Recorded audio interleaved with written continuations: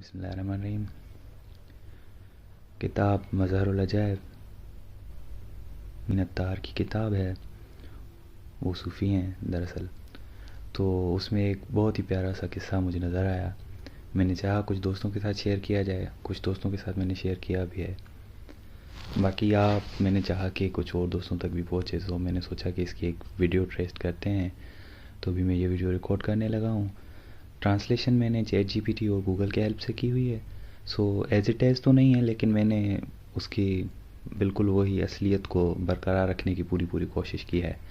کچھ لائنیں میں نے بیچ سے کاٹ دی ہیں اور لاسٹ والی بھی، لیکن اس کا ایسنس اور پورا میں آپ کو قصہ سنانے کی کوشش کرتا ہوں، لفظ بہ لفظ جو اس کتاب میں لکھا ہوا ہے۔ میں نے شروع کرتا ہوں۔ میں نے یہ نکتہ، وہ صاحب رائٹر لکھ رہا ہے، میں نے یہ نکتہ شیخ سے نقل کیا ہے جو یقین کا علم رکھتے تھے، دین کے شیخ اور اہل بصیرت کے پیشوا بایزید بستامی نے اس حقیقی حکمت کی کنجی دی ہے۔ انہوں نے کہا کہ میں مولا صادق کے ساتھ تھا، وہ امام جو دینی علم میں سب سے زیادہ جاننے والے ہیں۔ ایک دن میں نامقتدی مولا صادق کے دروازے، انہوں نے کہا، بستامی میرے پاس آؤ، ہر لفظ کو تھوڑی دیر کے لیے خاموش کرو اور سمجھنے کی کوشش کرو کہ میری زبان کیا کہہ رہی ہے۔ ہم مدینے کے دروازے پر ہیں۔ بایزید بستامی کہتے ہیں، ہم مدینے کے دروازے پر ہیں۔ مولا نے کہا ہے اسے کہ لفظوں کو چھوڑو اور سنو کہ میں کیا کہہ رہا ہوں۔ اس سے پہلے اسے کہا تھا قریب آؤ اور میں بولوں گا نہیں لیکن تم سنو، اور وہ سننا شروع کیا تو وہ دیکھتا ہے کہ میں اور مولا صادق مدینے میں ہیں۔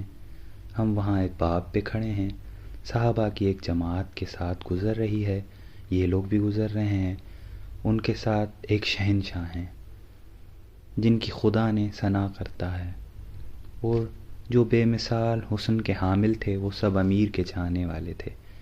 مولا امیر کائنات کا ذکر ہو رہا ہے، اور ان کے ساتھ مثال حسن کے حامل وہ سب امیر کے چاہنے والے بے مثال تھے۔ اب پہلا نام ان میں وہ لے رہے ہیں، نصیر۔ کیا خوب نام ہے، قصہ بھی کچھ ایسا ہے، نصیر کا نام اس میں سر فہرست کیوں ہے آپ کو سمجھ آ جائے گا۔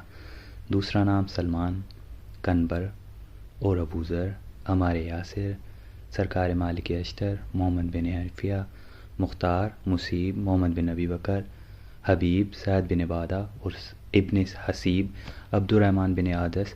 اس گروہ میں 17 تھے جو مالک کے راستے پر چلتے تھے۔ بایزید سے ان معاملات کے بارے میں پوچھیں کیونکہ وہ نہیں جانتے کہ حیدر کون ہے، سو یہ مقام میں والا آپ کو وہ نہا کرتے ہیں۔ وہ آگے لکھتے ہیں، وہ جادوگروں کے محلے میں یعنی شریروں کے ٹھکانوں میں بغیر کسی شک کے چلے گئے۔ یہ یہودیوں کا محلہ تھا، یہودی بزرگوں کا ایک گروہ آگ کے گرد بیٹھا ہوا ہے۔ اس جھونپڑی پر گرم ہوا چل رہی تھی، دھواں بہت تیز سے اٹھ رہا تھا، ایک زبردست آگ اس کے اندر بھڑکتی ہوئی جہنم کی طرح جل رہی تھی۔ وہ سارا ہجوم اکٹھا ہو گیا، ان کی روشنی مالک کے غلاموں کی روشنی کے سامنے موم کی بتی کی طرح جل رہی تھی۔ اچانک انہوں نے شہنشاہ کو دیکھا اور ان کے پاس دوڑے۔ راہب کہا، مجھے زوج بطول سے بات کرنے دو، میری مہربانی کو قبول کرو۔ ایک وقت تھا جب میں یہ سوال پوچھنا چاہتا تھا جسے میں نے سجا رکھا ہے، تیرے مولا سے فرمانے لگا، تیرے زبان پر میں نے عمر گزاری ہے، کتابوں میں تیرا بیاں پڑھا ہے۔ وہ قبیلہ حمران کا یہودی شیخ تھا، اس نے حکمت کے بارے میں بہت کچھ سیکھا تھا۔ اس نے کہا، ٹھیک ہے میں مسلمان ہو جاؤں گا اور ان پیاروں میں شامل ہو جاؤں گا۔ اے امیر، مجھے اس جملے کے بارے میں بتائیے تاکہ مجھے معلوم ہو جائے کہ اس کا کیا حال ہے۔ اب اس کا سوال جو ہے وہ رائٹر نہیں لکھ رہا ہے کہ اس نے سوال کیا کیا، لیکن امیر اسے ایک خوبصورت جواب دے رہے ہیں۔ شاہ اولیاء نے کہا، میری بات سنو، مجھ سمیت جملہ نور ایک جسم کے اندر ایک نور ہے۔ تو یہ قرآن کی آیت ہے، اس کے سے منسلک میں وہ بعد میں کبھی کسی دن آپ کو اس پہ بھی روشنی دے دوں گا، لیکن بہت ہی پیارا سا مولا کا جملہ ہے، اس کو سنیں کہ مجھ سمیت جملہ نور ایک جسم کے اندر ایک نور ہیں۔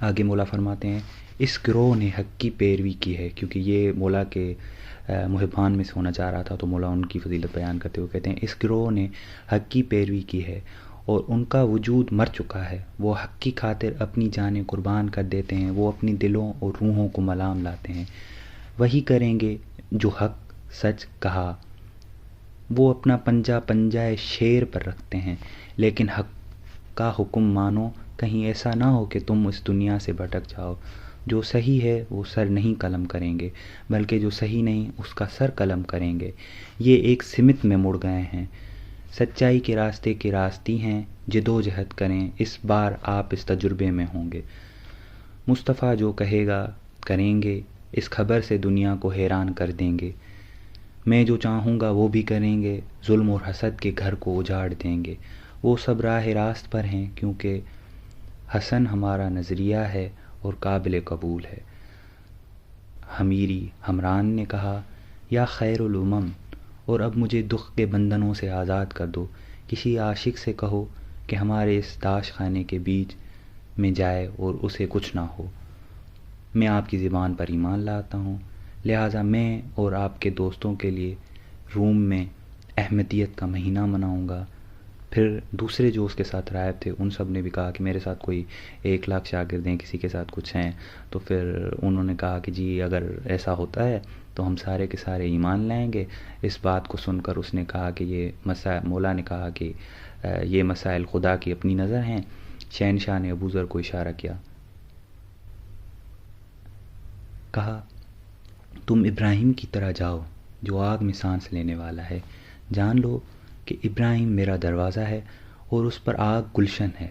ابوذر نے جیسے ہی یہ شاہ سے سنا، وہ داش کہن کی طرف ایسے گیا جیسے پروانہ آگ کی طرف، اس کے لیے آگ جیسے پھولوں کا باغ، جو اخلاص سے نوازا گیا ہے اسے آگ پر رکھ کر پھولوں کے باغ میں دفن کر دیا گیا ہے۔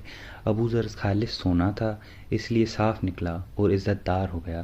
خالص سونا بذات خود بھٹی میں نہیں جلتا، وہ خالص تھا پھر صاف نکلا۔ بھیڑ اتنی زیادہ تھی کہ وہاں جمع ہو گئے لوگ، یہاں تک کہ انہیں معلوم ہوا کہ وہاں ایک آگ میں موم بتی ہے۔ ابوذر دشت کے درمیان گیا تو حیدر کے رازوں کا ایک سلسلہ کھلا۔ لوگوں نے کہا ابوذر جل گیا، ایک روح جل گئی اور مصطفیٰ صحیح نہیں تھے، ایک پیر ظریف ناتواں لیکن باطن کے معنی میں ہے وہ جواں۔ یہ سلمان کا ذکر ہو رہا ہے۔ اب یہ وہی درجہ ہے سلمان کا کہ جس درجے پہ سلمان ہے اور ابوذر کو علم نہیں، وہ جانتا کہ سلمان کیا جانتا ہے تو وہ اس کے قاتل کے لیے دعائے خیر کرتا۔ اب ابوذر کو بھی وہی چیزیں نوازی جا رہی ہیں، یہ لاسٹ ٹائم کی بات ہو رہی ہے، تو ذرا مزے سے سنیں۔ ایک پیر ضعیف ناتواں لیکن باطن کے معنی میں ہے وہ جواں، وہ تھا پیغمبر کے بہت عزیز جس کے لیے وہ دو چیز کہتے تھے، دو ہی دانا ہیں تو ہی بینا ہے، راز کے رازوں کا محرم ہے، تو ہی ہے دل نواز۔ ایک اشارہ کیا امیر نے سلمان کو، کیونکہ یہ سلمان کی بات ہو رہی تھی نا، پہلے اوپر سلمان کی بات ہوئی، ابھی مولا پہلے ابوذر کو انہوں نے اشارہ کیا تو وہ آگ میں چلا گیا اور اس پہ راز و نیاز اسرار کھلنے لگے، آگ بھڑک گئی، لوگوں نے سمجھا کہ ابوذر جل گئے اور کہنے لگے کہ محمد جھوٹے تھے، مسلمان کہنے لگے، وہ یہودی تو دیکھ رہے تھے، وہ تو ابھی حیران تھے کہ ہو کیا رہا ہے، اور مسلمان یہ کہنے لگے۔ تو مولا نے سلمان کی طرف اشارہ کیا، سلمان بہت خوش ہوئے اور وہ بھی داعش کی طرف چلنے لگے۔ مولا نے کہا یہ لو چادر سلمان، اسے ابوذر کو اوڑھو، کیونکہ چادر گرکا کہتے ہیں اس کو، وہ صوفیوں میں اگر آپ جائیں گے تو اسی سے ولایت ٹرانسفر ہوتی ہے، اور پروفیٹ ایلیشا کا جو اسٹوری بائبل میں ہے اگر وہ بھی آپ دیکھ لیں گے تو وہاں سے بھی آپ کو اس کی تھوڑی بہت روشنی مل جائے گی۔ تو وہ چادر لے کے اور وہ جام لے کے سلمان آگے بڑھے بہت خوشی سے اور داعش کی طرف بھاگے، کیونکہ سلمان نے بہت سے دلوں کے حالات دیکھے ہیں، ایسا نہیں کہ ہر کوئی اس کی مانند عارف یعنی معرفت والا ہے۔ سلمان نے فرمایا یہ راز کسی کے پاس محفوظ نہیں، خدا کے اسرار کا راز خدا خود بھی آشکار نہیں کرتا، وہاں خود ایک کھانا کمرہ مقام درس و تعلیم کے لیے ہے، ابوذر وہاں موجود ہے، اور اس کے ساتھ پیمانہ پیالہ ظرف ہے، جلدی اس کے کرکھا پہناؤ اور اس سے لے آؤ۔ یہ آواز آئی باہر سے، اس کے لیے یاران انتظار کر رہے ہیں۔ سلمان گیا اور اس نے اسے دیکھا جیسے چاند روشن ہو۔ اس نے کہا، تو شاہ کے نوروں کا مظہر ہے۔ سلمان ابو ذر سے کہہ رہا ہے۔ اس نے اس کا چہرہ بوسہ دیا اور ہاتھ کا بھی، کہا، اس وقت کے لیے تمہارے پاس جام جام ہے۔ کہا، یہ خلعت چادر مجھ سے لو اور پہن لو۔ کہا، یہ بستان کا جام حیدری ہے، اسے پیو۔ جب اس نے شہ کا نام سنا تو محو حیران مرکزو ہو گیا، مستی میں گیا اور پھر ہوش و ثواب پر واپس آیا۔ اس نے سلمان سے کہا، میں دوست کے پیغام کے مطابق اپنی جان کو دوست کی عنایت انعام کے طور پر پیش کرتا ہوں۔ اس کے علاوہ اور کچھ بھی میرے پاس کوئی قیمت یا اثاثہ نہیں ہے، اور یہ دنیا بھی محض ایک سماع، روحانی سماعت سے زیادہ کچھ نہیں ہے۔ مرد نے حضرت علی کا خاص شربت نوش کیا، اس نے وہ چادر پہن لیا اور حق کے سامنے سجدہ کیا۔ ابھی وہ حق کے سامنے سجدہ کر رہا ہے، یہاں پر حق کون ہے یہ ایک الگ موضوع ہے۔ تاکہ میں اس کا چہرہ دیکھ سکوں خود کو بھول کر، تاکہ میں اس کی طرف آ سکوں خودی کو چھوڑ کر۔ خودی بھی ایک بڑی برائی ہے۔ سرکار قلندر فرماتے ہیں، خودی کفر است، خودی کفر ہے۔ اور مولا کا بھی فرمان یہی ہے، قرآن میں بھی ہے کہ ہوائے نفسی معرفت کو عطف کر دیتی ہے۔ آگے بڑھتے ہیں، اور تیرے غم کی وجہ سے کچھ لوگ زمین پر گر پڑے ہیں۔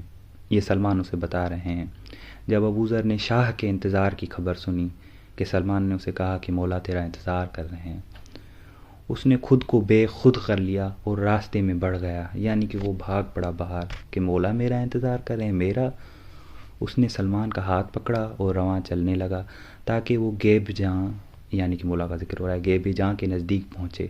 جب وہ دونوں شاہ کے سامنے آئے، ہر طرف مرد و عورت نے نعرہ کیا، ہر کسی نے شاہ اولیاء سے کہا، ہمارا ہاتھ اور تیرا دامن اے امام، ہم تم پر ایمان رکھتے ہیں، اسلام لاتے ہیں۔ جو بھی دل سے حیدر کی پیروی کرتا ہے، ابھی یہ جو رائٹر ہیں بک کے وہ لکھ رہے ہیں، اس کا یقین فرشتوں سے بھی بہتر تھا، ہو جاتا ہے۔ پھر وہ کہتے ہیں کہ یہودی حمران مسلمان ہو گیا اور جو بھی اس کے ساتھ تھے سب متفق ہو گئے۔